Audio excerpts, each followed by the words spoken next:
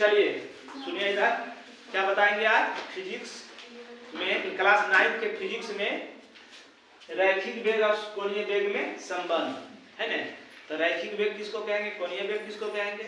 रैखिक वेग किसको कहेंगे कि इकाई समय में किसी पिंड के द्वारा वृत्तीय पथ पर, इकाई समय में किसी पिंड के द्वारा वृत्तीय पथ पर तय की गई दूरी को रैखिक वेग कहते हैं। कोणीय वेग किसको कहते हैं, इकाई समय में किसी पिंड के घूर्णन गति के द्वारा तय की गई दूरी को कोणीय वेग कहते हैं। क्या कहेंगे, कोणीय मतलब कोण बनना। तो ई जो हुआ है ना, ई रैखिक वेग हुआ, ई जो हुआ है ना कोणीय वेग है ना। इतना से इतना जो बना है कोण ही बना है।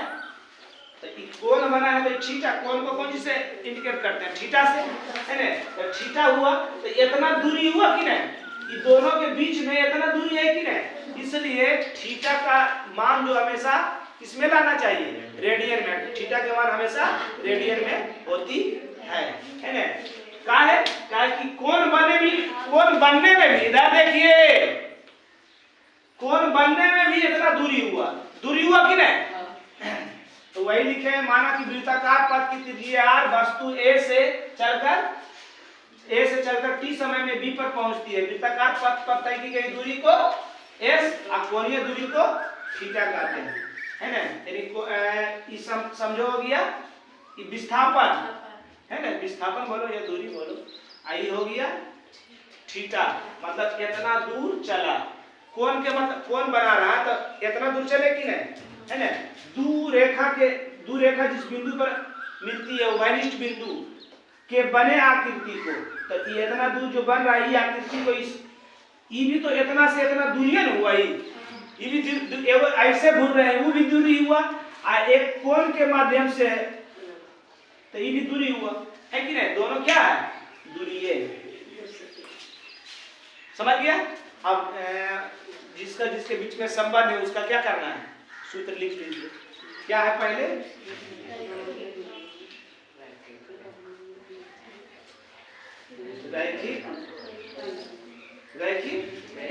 रैखिक वेग बराबर विस्थापन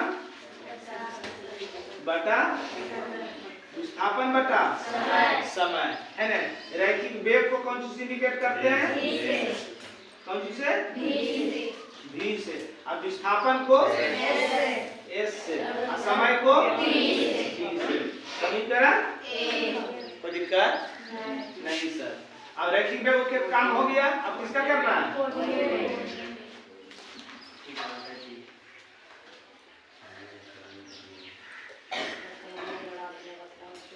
बात कम करो।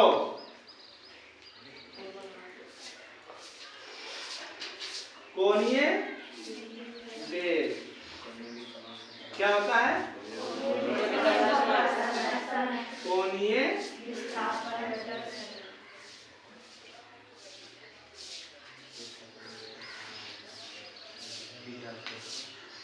कोणीय विस्थापन बटा समय। कोणीय विस्थापन बटा कोणीय विस्थापन के मतलब की हुआ, ये है इतने दूर में विस्थापित हुआ। विस्थापित के मतलब, विस्थापन किसको कहेंगे, दो बिंदुओं की न्यूनतम दूरी, दो बिंदु के बीच की दूरी, है ना। कोणीय वेग को कौन सी इंडिकेट करते हैं, ओमेगा, है ना। और कोणीय विस्थापन को थीटा, और समय को t से। हम क्या बोले, थीटा में नहीं बनेगा क्योंकि थीटा का मान हमेशा कौन सी रहता है, रेडियन में रहता है। तो लिखोगे चूंकि थीटा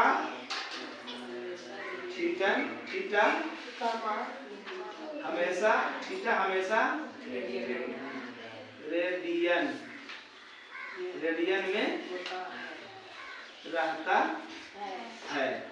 है ना। इसलिए थीटा बराबर चाप की लंबाई बटा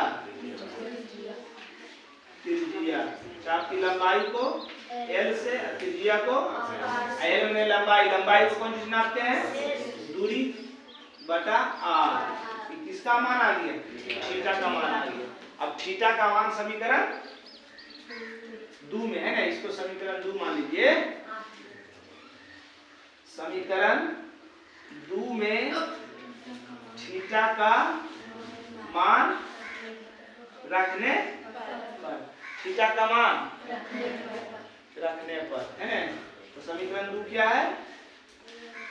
ओमेगा बराबर थीटा बटा और थीटा का मान क्या लाए हैं आप? क्या लाए हैं? एस बटा आर। आई मोटी लगी है, अब बटा की है टी है। क्या है? कटा नहीं है टी, कटा नहीं है अपना मान से नीचे एक ये पर कर दे, यहाँ पर कर देते हैं।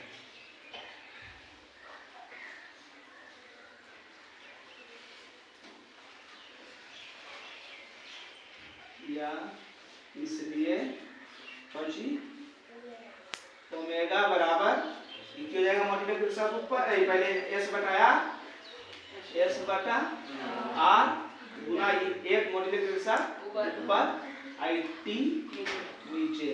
किसका मान आ गया? कोणीय वेग का मान आ गया। क्या आ गया? अब रैखिक वेग और कोणीय वेग में क्या संबंध बताना था? तो रैखिक वेग और कोणीय वेग के बीच में भागा दे दीजिए। समीकरण 1 भागा 3 से 1 भागा 3 से ऐसे भी कर सकते हैं, या कर सकते हैं इससे s का मान निकाल लीजिए। इसका मान निकाल लीजिए, s का जब मान निकाल लीजिएगा, s का मान समीकरण 1 में रख दीजिएगा। चलिए अब उसे करके बताते हैं।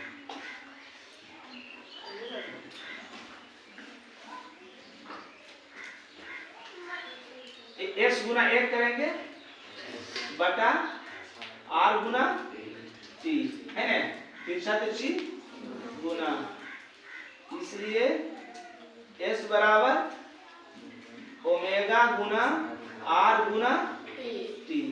अब क्या करना है? समीकरण 1 में s का मान रखने पर क्या है? समीकरण 1 क्या है? v बराबर s बटा t, v बराबर s बटा t,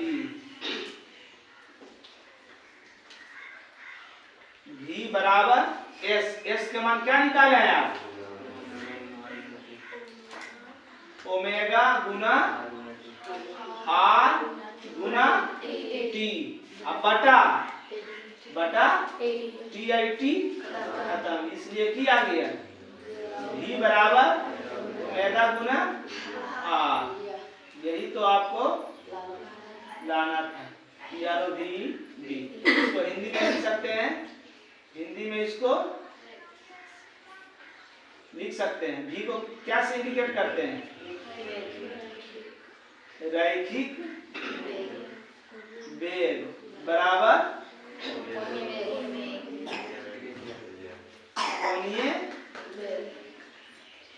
कोणीय वेग गुना त्रिज्या। कोणीय वेग गुना त्रिज्या। समझ गए? सबको समझ में आ गया? चलिए।